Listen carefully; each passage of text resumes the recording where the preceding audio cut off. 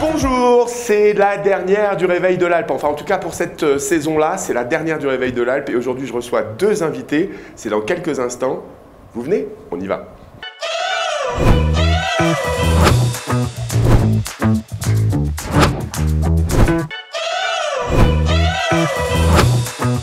Allez, voilà, c'est la dernière émission. Et mon premier invité de cette dernière émission, c'est un grand chef. Je vous demande d'accueillir Damien. Salut Damien, comment vas-tu? Ça va et toi? Bah moi ça va super bien, on est content de te recevoir pour cette dernière. Alors on a voulu te recevoir parce que pour nous les chefs de cuisine c'est important. Alors dans quelle maison est-ce que tu officies Damien?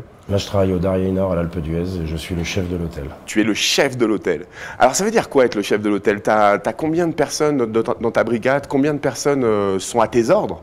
18. 18 personnes? Tant en pâtisserie qu'à la plonge que de la partie cuisine. D'accord. Alors ça veut dire quoi par exemple le matin vous arrivez à quelle heure? Les 18 arrivent, tout le monde arrive en même temps? Comment ça se prépare? Comment commence une journée type de Damien? Les plannings sont séquencés parce qu'on doit faire tourner l'hôtel de 6h30 le matin à l'ouverture du petit déjeuner. Et toute l'année? Et toute l'année, jusqu'à 23h. D'accord. Donc du coup, c'est une forme presque, je vais employer un vieux mot, mais c'est une forme de 3-8, enfin 2-8 en tout cas, vous étalez sur toute la journée.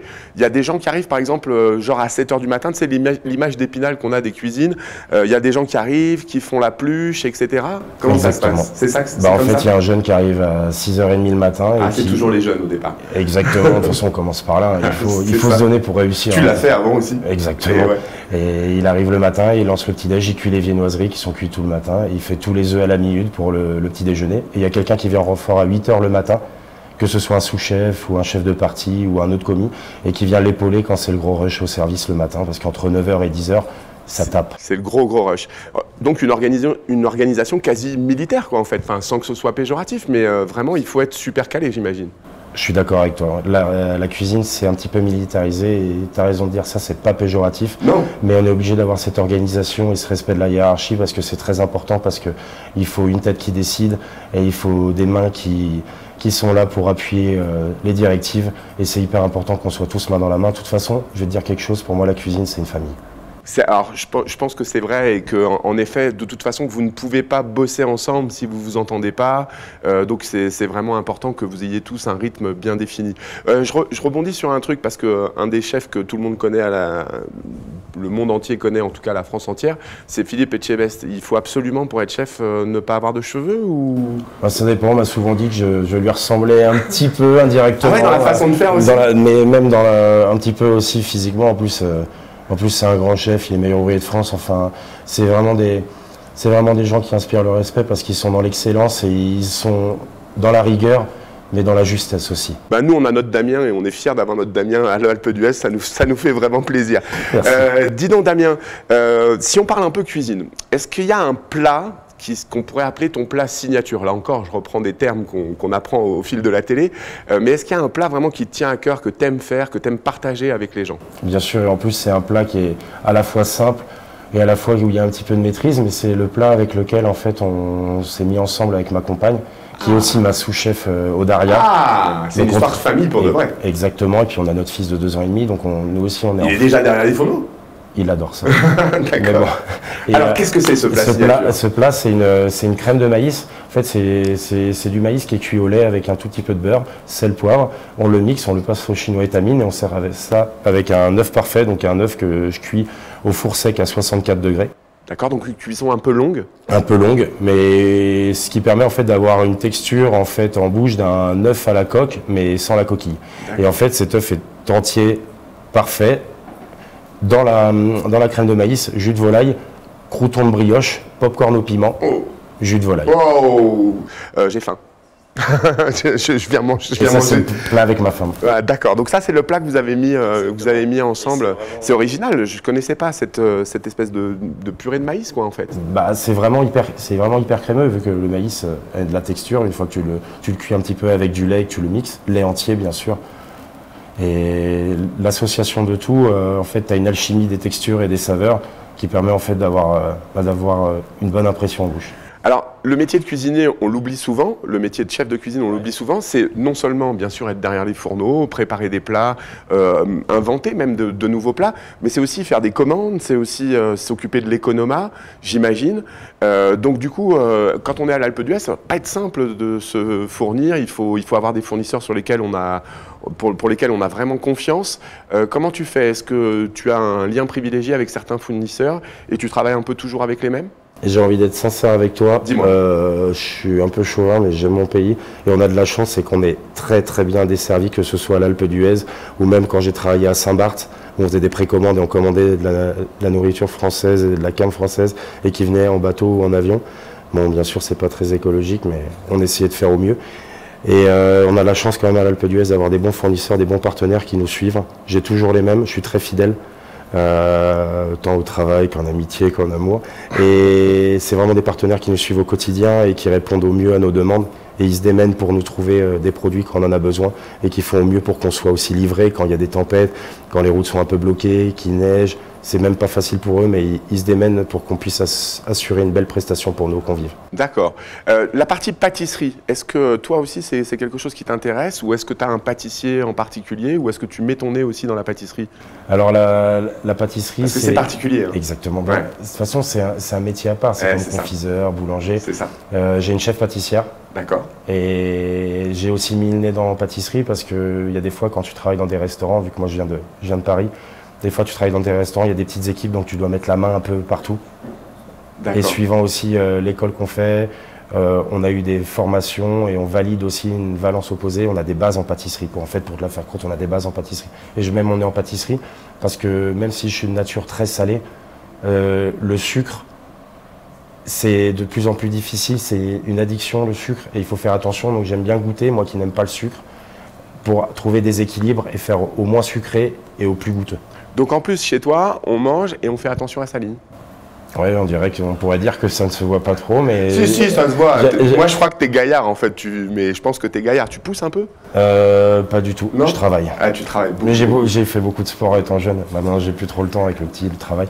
Mais c'est important, en fait, de bien manger parce qu'on a des beaux produits en France et c'est une qualité de vie aussi. En fait, c'est la première médecine, c'est manger. Donc c'est hyper important et des fois, il vaut mieux se priver plutôt que d'ingurgiter de la mauvaise qualité ou quelque chose qui est bas de gamme ou industriel. Ouais, on en a parlé avec Nico, je ne sais pas si tu le connais, c'est le boucher du Spar. Et il nous a bien expliqué, il nous a dit c'est manger un peu moins de viande, mais manger de la qualité, et ça c'est vraiment important. Et c'est vrai que c'est de là que ça part en fait, le produit c'est de là que ça part. Bon, tu nous as parlé un petit peu de ta provenance, tu me dis je suis un Parisien, mais moi ce qui m'intéresse, enfin ce qui nous intéresse tous, c'est de savoir ton premier pas à l'Alpe d'Huez, comment ça s'est passé? Un coup de cœur, un coup de boulot, un cri de bébé? Alors tu m'as déjà dit que tu venais de Paris, donc c'est pas un cri de bébé. Non. Mon premier pas à l'Alpe d'Huez, c'était dans la boue. Dans la boue? Bien sûr. Et qu'est-ce qui s'est passé? Parce que quand je suis arrivé, le Daria, il était en chantier. D'accord. Parce que c'est moi qui ai ouvert le Daria en tant que chef il y a 4 ans pour Thierry. D'accord, donc tu es là déjà depuis l'ouverture du Daria, plein d'évolutions.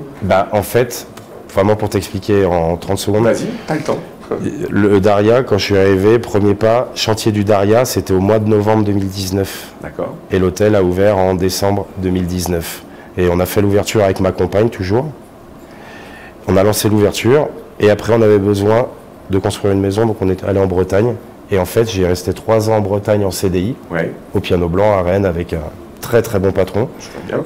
Et du coup, on s'est quitté très bon ami. Et je suis revenu au Daria parce qu'on avait ce petit frisson, cette petit appel de l'Alpe d'Huez du Daria, parce que le Daria, c'est, sans faire un petit peu de faux semblants, c'est un petit peu mon bébé, vu que je l'ai ouvert en tant que chef, je l'ai installé, je l'ai vu naître, et il est vraiment dans mon cœur, et c'est pour ça que je voulais vraiment y revenir au moins une fois, pour pouvoir remettre les pieds à l'intérieur du Daria. Et puis finalement, t'en partiras jamais presque. En tout cas pour l'instant. Pour l'instant. Tu t'es installé là et tu as un enfant ici et l'école bientôt, etc. La crèche pour l'instant et l'école bientôt. Exactement. Alors le Daria Nord, juste pour dire à tout le monde, en fait c'est dans le quartier de l'Éclose. Et puis, c'est très simple à trouver, justement, pas loin de la crèche, juste au-dessus de la crèche. Un super établissement à venir visiter. Je sais qu'il y a plein d'animations aussi qui sont prévues dans les bars, etc. Alors, c'est un peu moins ton domaine d'activité, mais vraiment, aller découvrir le Daria. C'est pas parce que vous n'êtes pas client du Daria à l'hôtel que vous ne pouvez pas rentrer dans les bars, etc.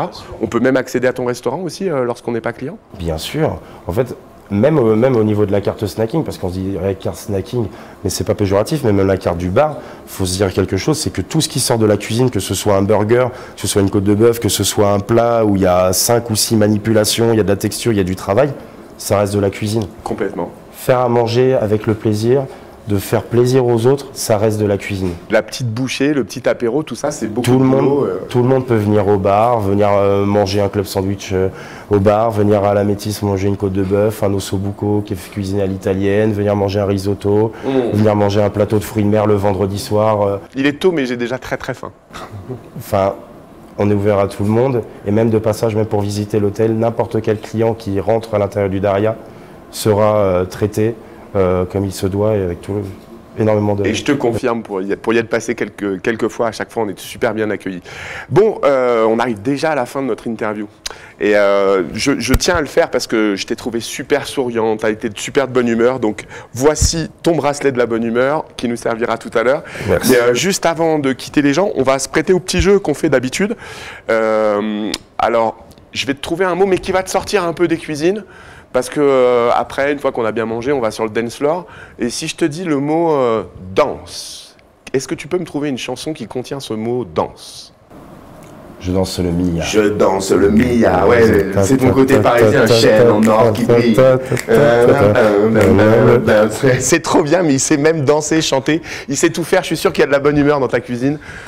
On fait tout pour. Dans la rigueur, mais avec de la bonne humeur parce que c'est super important. Exactement. Exact. Bon, on va dire au revoir aux gens. Pour dire au revoir aux gens, c'est la caméra qui est là.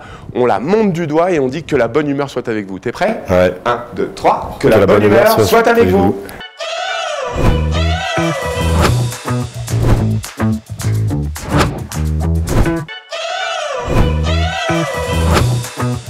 Voilà, maintenant je reçois Nathalie. Salut Nathalie, comment vas-tu? Bonjour Stéphane, bien, merci. Ça va bien. Alors Nathalie, c'est quelqu'un d'important pour cette émission parce que c'est un peu notre directrice de production.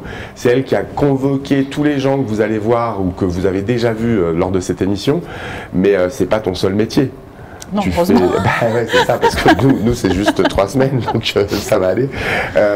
C'est quoi alors? En fait, tu travailles à l'Office du tourisme, on est amené à travailler aussi ensemble, et tu travailles avec les sociopros. Alors ça veut dire quoi les sociopros? Tout à fait, je suis en relation avec les sociopros. Alors je les écoute, je les informe, je les visite aussi de temps en temps. Petite newsletter, voilà, des newsletters pour les... Qui sont bien sûr bien lues.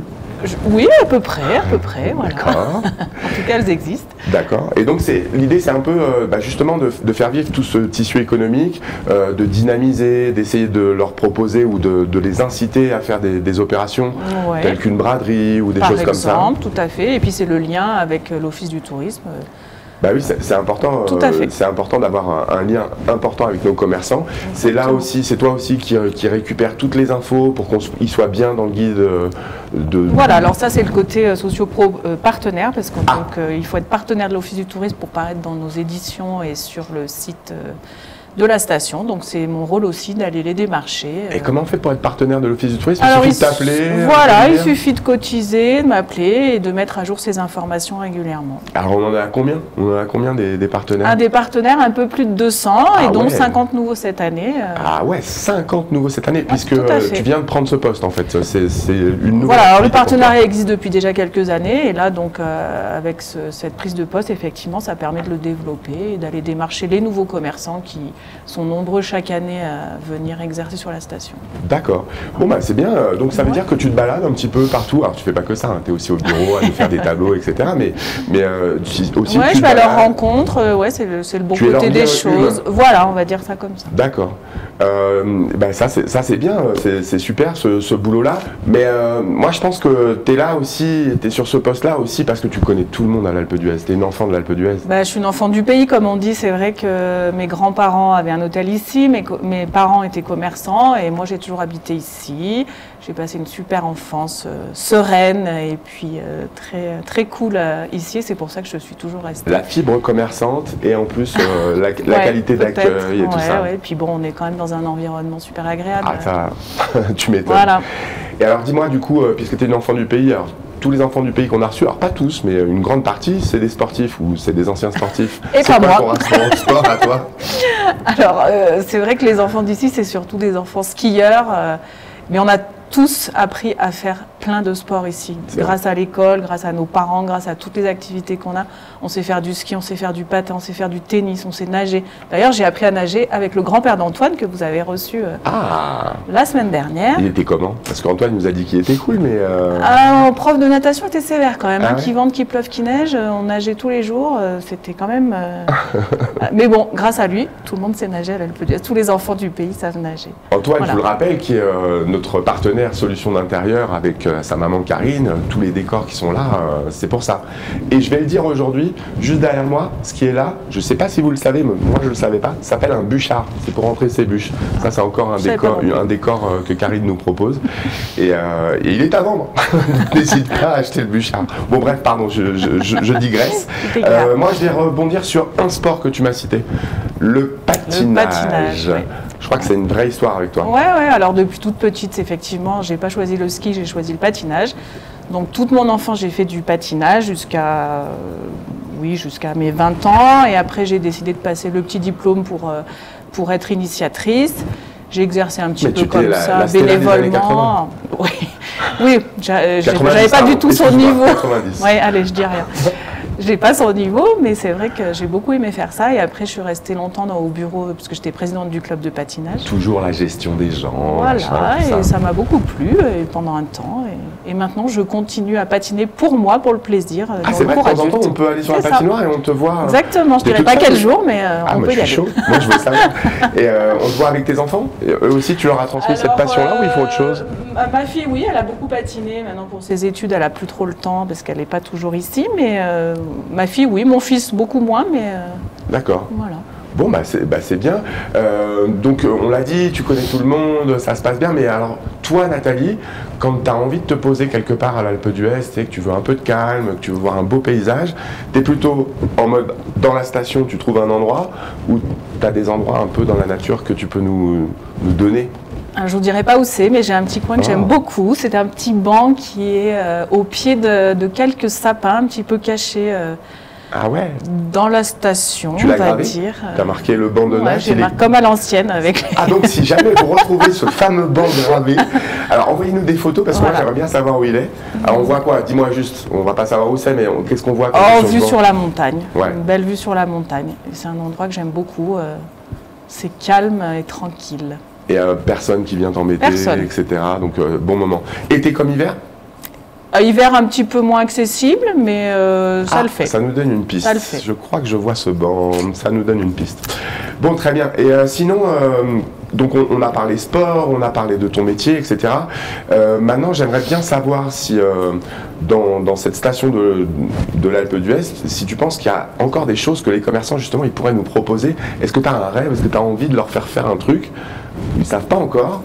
Et est-ce que toi tu te dis tiens ça serait bien qu'on fasse ça? Je sais que par exemple il y a des braderies de temps en temps qui sont en cours. Est-ce que tu penses qu'un marché de nuit l'été ça peut être sympa? Je sais pas, il faudrait tous les fédérer autour de peut-être une braderie ou des choses comme ça. Après les saisons sont quand même intenses.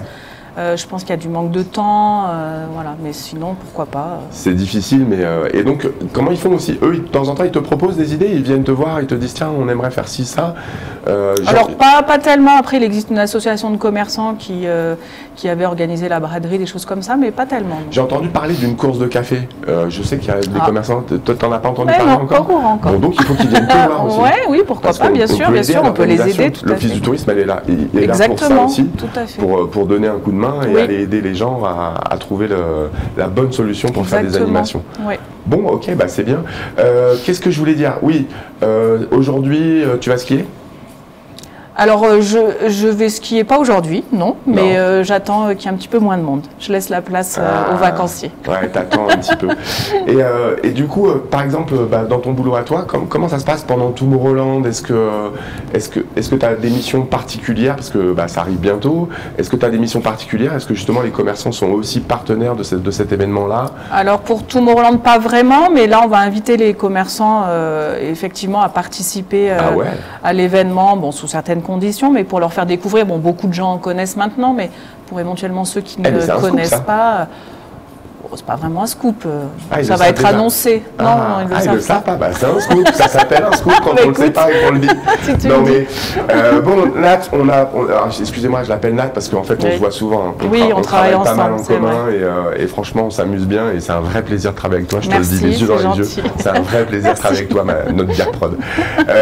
Bon, on arrive à la fin, on fait des signes derrière, on me dit ça, faut y aller. Donc du coup il va falloir qu'on se prête à notre petit jeu. Oui.